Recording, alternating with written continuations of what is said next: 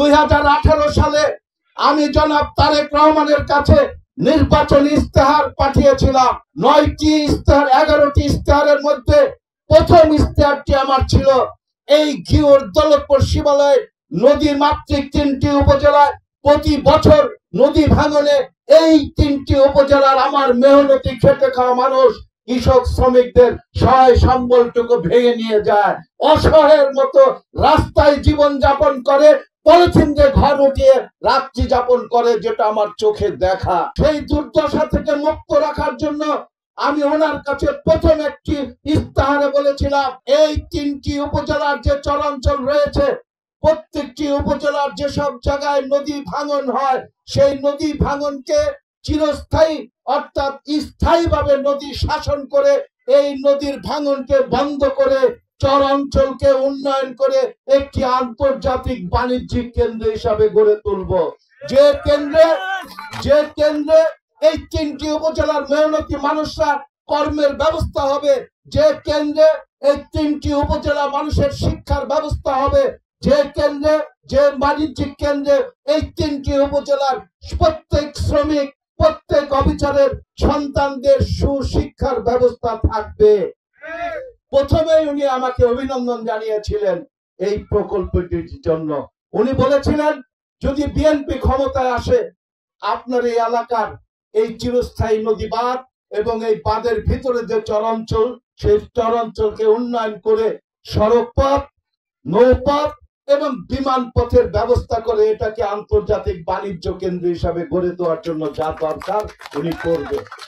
আমি আপনাদের কথা দিতে চাই, আগামীতে যদি আপনাদের প্রতিনিধি হই, বিএনপি যদি ক্ষমতায় যায়, তারেক রহমান যদি এই বাংলাদেশ পরিচালনার সুযোগ পায় বা আপনারা তাকে যদি সুযোগ দেন, আপনাদের প্রতিনিধি হই, এই মাটিতে দাঁড়িয়ে আমি শপথ করে যাচ্ছি সর্বপ্রথম এই 3টি উপজেলার দুর্দশাগ্রস্ত মানুষের নদী ভাঙনের কষ্ট থেকে মুক্ত রাখার জন্য সেই পরিকল্পনাটি বাস্তবায়ন করব।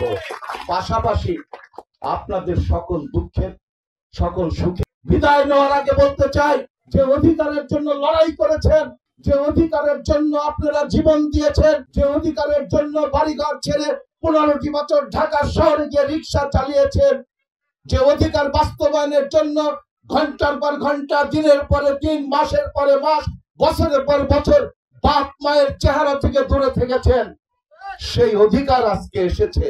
সেই ভোটের অধিকার বাস্তবায়নের জন্য এই 31 দফার ভিত্তিতে বাংলাদেশকে পরিচালনার জন্য আগামী নির্বাচনে ভোট কেন্দ্রে গিয়ে আমরা ধানের শীষে ভোট দিয়ে জনাব তারেক রহমানকে এই বাংলাদেশ পরিচালনার সুযোগ দেব।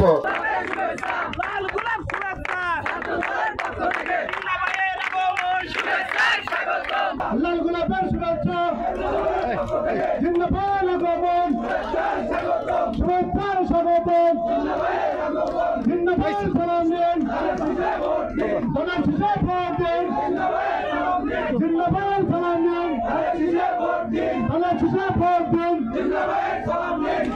ধন্যবাদ সবাইকে।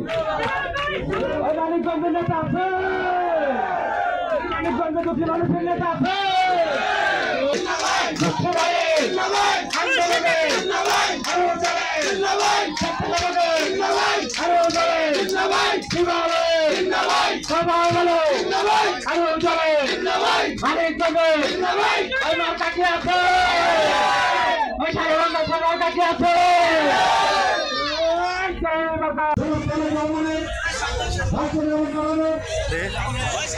কর্মসূচি এখন শুরু হবে। আমাদের আজকের এই সভার সম্মানিত প্রধান অতিথি শিবালয় ঘিওর দৌলতপুর গণমানুষের নেতা ইতিমধ্যে আমাদের চিন্তা করবে, ইতিমধ্যে আমাদের মধ্যে এসে উপস্থিত হয়েছেন। আমি আজকে অঞ্চলের প্রধান অতিথি জনাব চিন্তা কবিরকে আসন গ্রহণ করার জন্য সবিনয় অনুরোধ জানাচ্ছি।